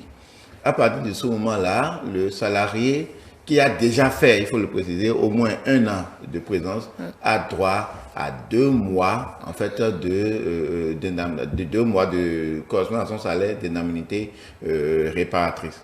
Maintenant, lorsque le licenciement est abusif, cela suppose que le licenciement n'est pas fondé ou le licenciement n'est pas le motif ou n'est pas un motif légitime, en fait, le motif sérieux dans l'ancien droit, si nous pouvons le dire, et le licenciement légitime au travers de la loi de 2017. Lorsque le licenciement est abusif, le plafonnement, d'accord, c'est le canton, il y a un canton, c'est de 3 mois à 9 mois, c'est-à-dire ça ne saurait excéder 9 mois, mais ça ne peut pas être en deçà de 3 mois, d'accord, du salaire moyen mensuel des 12 derniers mois. C'est-à-dire qu'on prend le salaire des 12 derniers mois, qu'on divise par 12, c'est le salaire brut, en fait, il faut le préciser, et donc ne peut excéder 9 mois et ne peut être en deçà de 3 mois. Donc, contrairement à ce que l'opinion pense, ce n'est pas qu'on a 3 mois maximum. Non. C'est pas 3 mois maximum, c'est 3 mois minimum et 9 mois maximum lorsque le licenciement est réputé abusif. Si on peut retrouver l'article et les situer, puisque ça va au moins déconstruire quelque chose dans l'opinion. Oui, c'est justement l'article 29 de la loi en question. Nous allons la lire très rapidement. Oui, cet article-là, oui. Parce que c'est important. Tout le monde répète ça, hein, presque comme... On dit si le licenciement est survenu pour un motif légitime, sans observation de la formalité de notification de la rupture ou de l'indication du motif, ou sans que le travailleur n'ait eu la possibilité de s'expliquer, ou pendant le congé, le licenciement irrégulier en la forme ne peut être considéré comme abusif. La juridiction du travail accorde au travailleur une indemnité pour sanctionner l'inobservation de ces règles sans que le montant de cette indemnité ne puisse excéder 2 mois du salaire brut. L'indemnité n'est due qu'à compter de 1 an de travail effectif. L'article 30 qui dit tout licenciement abusif du travailleur donne lieu à réparation. Pour aller directement question de montant, le montant de la réparation est fixé compte tenu de tous les éléments qui peuvent justifier l'existence et déterminer l'étendue du préjudice. Toutefois, le montant de la réparation ne peut être inférieur à 3 mois de salaire brut ni excéder 9 mois. Ça, c'est l'article 30 en fait, de la loi 2017. Donc, ce n'est pas 3 mois. Ce n'est pas maximum 3 mois. Maximum c'est minimum 3 mois et maximum 9 mois. N'est-ce pas toujours peu? Ce que M. Eko disait tout à l'heure, je l'ai vécu. Je l'ai vécu, en fait, dans mon milieu professionnel. C'est un chef d'entreprise qui est venu nous voir, lui dit, bon, qu'il avait licencié un employeur il y a de cela un peu plus d'un an. On l'avait convoqué à la direction du travail. Bon, lui s'est exprimé, il est parti. Donc après, le type aurait saisi les juridictions. Mais aujourd'hui, après que lui ne suit pas, en fait, il y a quelqu'un qui ne suit pas. Donc, ce qui constate, c'est que il a une opération à faire, un chantier à exécuter. Il constate une saisie sur son compte. C'est-à-dire, l'intéressé a pu avoir une décision qui lui enjoint de le payer un taux de 12 millions et quelques, d'accord? En ce moment-là, l'intéressé n'avait même qu'environ 10 millions sur le compte, d'accord? Donc, le compte a été bloqué, d'accord? Parce que, en fait, les voies de recouvrement saisies sur compte, tout ça là existe. Et il vient pour dire, qu'est-ce qu'il faut faire? Bon, nous, très vite, on s'est dit, mais quand on est rentré dans le dossier, on a compris fondamentalement qu'il n'avait pas de recours. Parce qu'il y a une décision qui lui a été signifiée. Le délai... il avait conscience de la décision. Oui, bon. Il la connaissait. Le délai pour former recours est passé. Épuisé. Les gens ont saisi un huissier pour en fait l'exécution de la justice. Et c'est les conséquences qu'il a envie de voir. On a dit, bon, là maintenant c'est qu'il est au désarroi. Parce qu'il devrait exécuter un contrat. Donc, ce contrat ne peut pas être exécuté. Et ça engendrera en fait d'autres natures de difficultés avec son co-contractant, ce qui met véritablement en péril la survie de l'entreprise. Imaginez, il disait, c'est un employé qui était à 185 000 francs, un peu moins de 200 000 francs de salaire, qui a déjà passé 5 ou 6 années avec lui.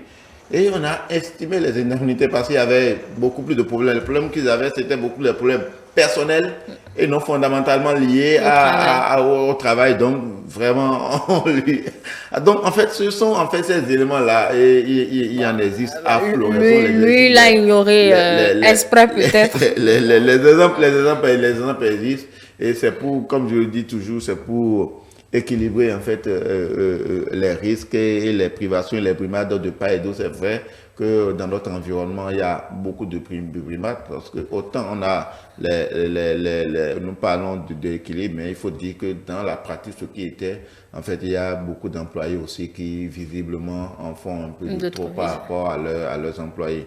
Celui qui a déjà passé une dizaine d'années avec toi, tu te lèves un beau matin, tu dis, bon, je ne veux plus de tes services, va te faire voir ailleurs. Ceux qui connaissent un peu le droit empruntent les voies de droit. Ceux qui ne savent rien du tout, vraiment, font avec, c'est les pleurs, les désarrois, le temps de se rechercher, de se retrouver. C'est aussi des cas sur ce que ça crée. Mais l'essentiel, c'est que en étant dans un contrat, il faut fondamentalement que les uns et les autres soient mus par, en fait, la relation et les règles qui encadrent la relation. C'est ce qui permet à chacun de se maintenir dans son couloir en connaissance de cause des risques qu'il encourt par rapport à telle ou telle pratique.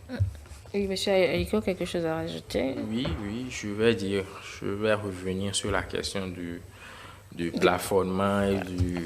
Ça vous tient à cœur. Hein? Oui, ça me tient beaucoup. D'accord. Ça me tient à cœur parce que c'est l'une des questions qui sont vraiment sujets à polémique dans cette loi, parce que en réalité, ce qui pose problème, c'est quoi?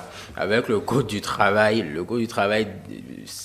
disposait que on ne pouvait pas procéder à des réparations en deçà de 6 mois. Le Code du travail n'avait pas institué un plafond, mais un plancher. Il y avait un plancher de 6 mois pour les gens qui ont une ancienneté de 5 ans minimum. Okay. Ouais, donc c'était 6 mois. Donc, il n'y a pas moyen. À partir du moment où la juridiction donne raison, vous voyez, aux demandeurs, c'est-à-dire aux travailleurs, à partir de ce moment-là, la somme qui lui sera attribuée en réparation du préjudice subi ne peut pas être en deçà de 6 mois. Ne pouvait pas, je vais dire, avec le Code du travail en temps. Maintenant, le législateur est venu, il a meublé les choses.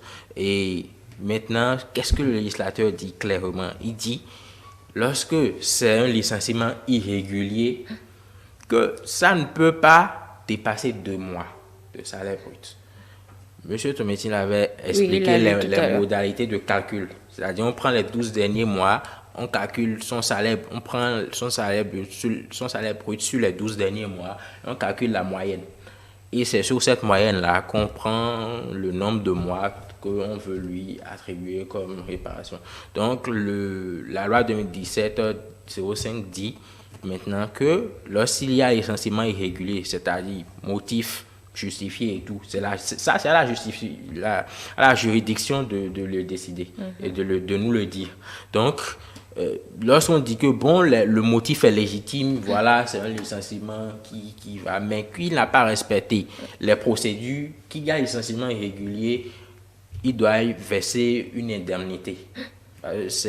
Il faut faire la distinction, parce que c'est sur ces subtilités-là souvent que bon, nous n'avons pas forcément l'esprit affûté, parce que on parle d'indemnité pour le licenciement irrégulier avec la loi 2017 et on parle de réparation pour le licenciement abusif. Donc c'est en matière de réparation qu'on nous dit minimum 3 mois de salaire et maximum 9 mois de salaire.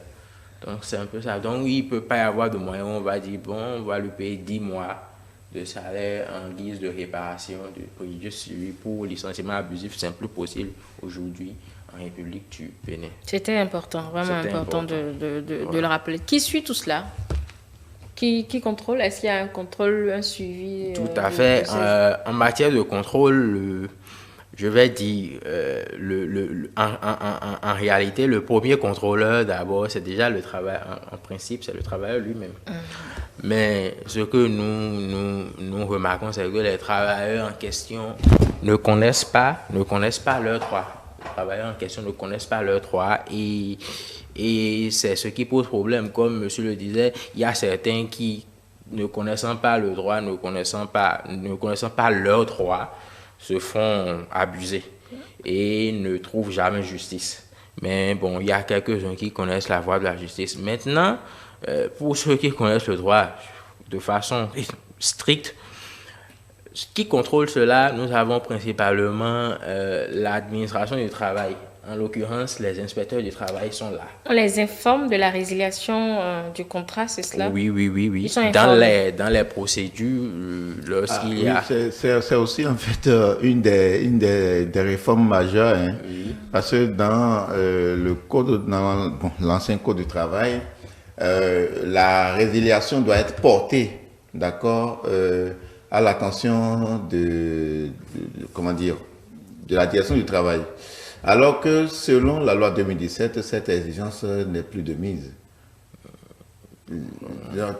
D'après le Code du travail, en fait, lorsqu'il y a le procédure de notification, la notification doit être faite à l'employé et doit être faite également, en fait, à la direction du travail, avec un certain nombre de mentions que la loi 2017 a soustrait, en fait.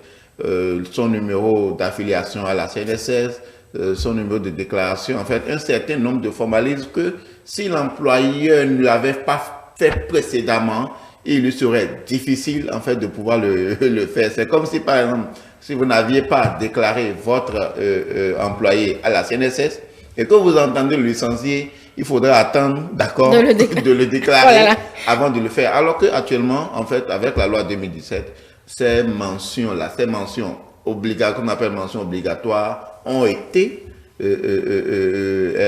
extraites. Cela a fait même l'objet d'un recours dont peut-être à la fin, on va lire en substance le substrat, ce que en fait la Cour constitutionnelle a dit dans sa décision, je pense DCC 1779, lorsque ayant été saisi par un député à l'Assemblée nationale, et aussi la saisine du président de la République pour contrôle de conformité, ils ont dû enjoindre les deux pour rendre une décision. Ça fait partie, en fait, de ces éléments aussi de quoi que les formalismes, en fait, que l'employeur devrait souscrire et dont, en fait, la méconnaissance peut avoir même un effet sur la rupture du contrat de travail. Donc, si je comprends bien, il est imposé de le dire à la direction du travail que vous avez licencié l'employé et vous joignez à cela le numéro. Les mentions doivent, en fait, la lettre de licenciement, bien entendu, le licenciement doit contenir,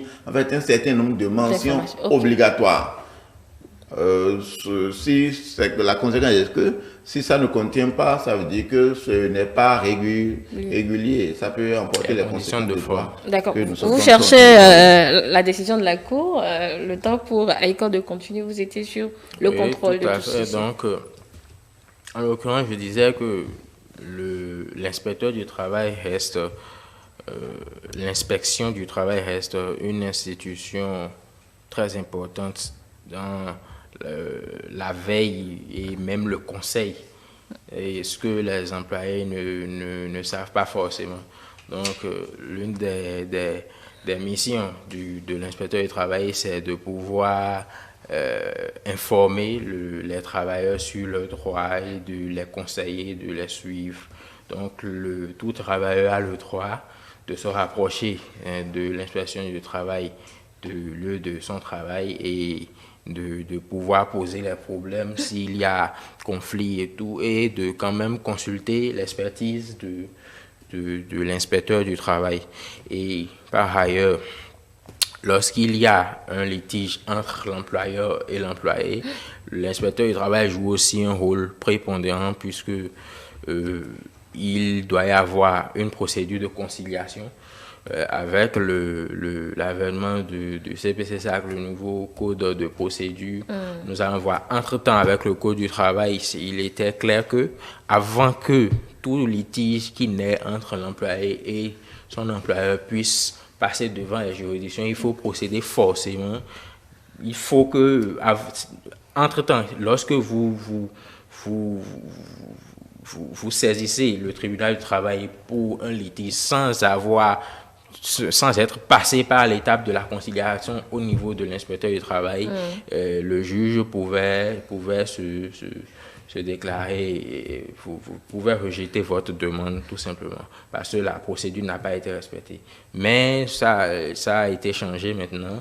Donc le travailleur a la possibilité maintenant, lorsqu'un litige se pose, il peut aller directement au niveau du tribunal du travail. Néanmoins, le juge va toujours, quand même après avoir recueilli et inscrit son truc là, il va le retourner au niveau de l'inspecteur du travail pour que la conciliation soit faite. Donc l'inspecteur du travail joue un rôle très important aussi dans la veille pour le respect des droits des salariés. Donc lorsqu'il y a un litige, on passe devant l'inspecteur qui essaye de procéder à une conciliation.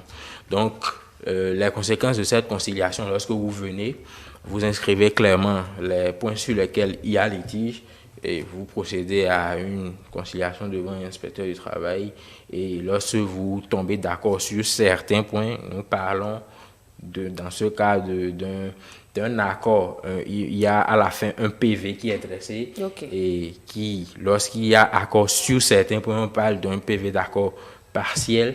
Ou bien on parle lorsque les parties s'entendent sur toutes les revendications, on dresse le procès verbal de conciliation totale.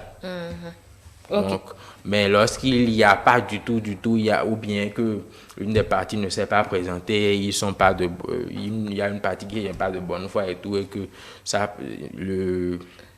on dresse aussi le PV de non-conciliation et on laisse la juridiction du travail continuer dans la résolution du litige. Donc, j'ai trouvé important de revenir sur le rôle de l'inspecteur du travail dans la protection des droits des salariés en République du Bénin.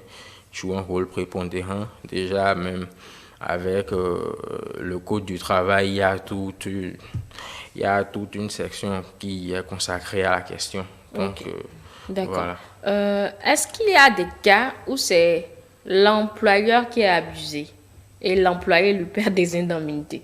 Tout à fait. Et ça se retrace encore dans la loi 2017-05, puisque on était en train d'en parler au niveau de la résiliation du contrat. Lorsque vous voulez démissionner, il y a aussi une procédure que vous devez adopter. Ah. Oui, parce que même si... Je ne peux pas démissionner quand je veux. Non, vous ne pouvez pas démissionner comme vous le voulez, parce que nous sommes dans un pays de droit et tout est encadré. Donc, votre démission, vous devez la signifier par écrit à votre employeur et pouvoir respecter le préavis aussi. Le préavis n'est pas seulement à la charge de l'employeur, mais aussi à la charge de l'employé. À partir du moment, c'est pourquoi je le disais tantôt plus haut, que le contrat à durée indéterminée, dans le contrat à durée indéterminée, les parties peuvent mettre fin au contrat. Une des parties peut décider au cours de l'exécution de mettre fin au contrat, mais en respectant les conditions de préavis. C'est la loi 2017-05 qui nous le précise encore. Donc, c'est ce qu'il faut retenir. L'employé doit aussi pouvoir signifier à son employeur, même si le test nous dit que la démission peut être constatée. La démission peut être constatée, même si la démission peut être constatée, vous devez pouvoir écrire et dire à votre employeur que vous comptez démissionner et à partir du moment où vous notifiez, vous respectez le préavis et lorsque le préavis est épuisé, vous pouvez maintenant prendre départ. D'accord. Ce préavis est de combien de mois? Toujours les mêmes principes. Ok. Oui, toujours les mêmes principes. D'accord. Nous sommes en train de finir. Julio, vous avez la parole. Je disais que je voulais revenir sur un aspect maintenant de la résiliation du contrat de travail qui était un élément assez protecteur pour l'employé en matière de résiliation. Il s'agit notamment de l'article 46 du Code du travail de 1998. Cet aspect a été retiré de la nouvelle loi. Je lis expressément. L'employeur qui licencie pour motif personnel doit notifier sa décision par écrit. La lettre de licenciement comporte nécessairement l'indication du ou des motifs de la rupture, le nom ou la raison sociale, le numéro d'immatriculation à la caisse de sécurité sociale et l'adresse de l'employeur, les noms, prénoms, numéros d'affiliation à la caisse, date d'embauche et qualification professionnelle du salarié licencié. Dans le même temps où il notifie le licenciement au salarié, l'employeur informe l'inspecteur du travail. Cette information écrite comporte les mêmes indications que celles contenues dans la lettre de licenciement. On peut voir en fait un peu le caractère protecteur en fait de cette disposition qui peut-être bien malheureusement n'est pas contenue en fait dans l'actuel, puisque en fait dans la loi 2017, l'exigence de cette information ou de cette communication n'est plus en fait faite à l'inspecteur du travail, n'est plus faite. L'exigence aussi de ces éléments, ce que l'écrit devait comporter selon la disposition de la nouvelle loi, ce n'est que le motif en fait, du licenciement. Les questions de numéro d'affiliation et autres n'existant plus. Alors que nous pensons que, comme je le disais tantôt, ça fait en fait, lorsque vous avez un employeur prévoyant, c'est-à-dire on prévoit la fin au départ. Donc, à partir du moment où il prend ses précautions au départ pour faire les choses telles qu'il doit le faire. S'il ne le fait pas, donc je disais, pour certaines personnes, le fait pour eux de n'avoir pas accompli ces formalités les empêche, donc dans certaines circonstances, d'aller donc à cette décision en fait de rupture parce que eux-mêmes a priori se reprocheraient quelque chose de n'avoir pas respecté les exigences légales en la matière. Donc en l'ayant extrait, nous pensons que ça expose en fait quelque peu comme Madame Angèle le disait tantôt et comme l'opinion le pense expose un peu quelque peu l'employé au caprice en fait des employeurs en matière de résiliation du contrat de travail. D'accord. Alors, la décision de la Cour, vous l'avez retrouvée entre-temps? Oui, ça je vais inviter les uns et les autres à le lire. C'est la décision DCC 17-177 du 10 août 2017. Il s'agit de 2 recours, comme je le disais tantôt, le requérant et Guy Dossou Mintokpe et le président de la République pour contrôle de conformité. À la fin, comme vous le disiez, la Cour a estimé par exemple que certaines dispositions étant contradictoires, je le lis, je n'ai pas les mains, il décide, est recevable, dit 3.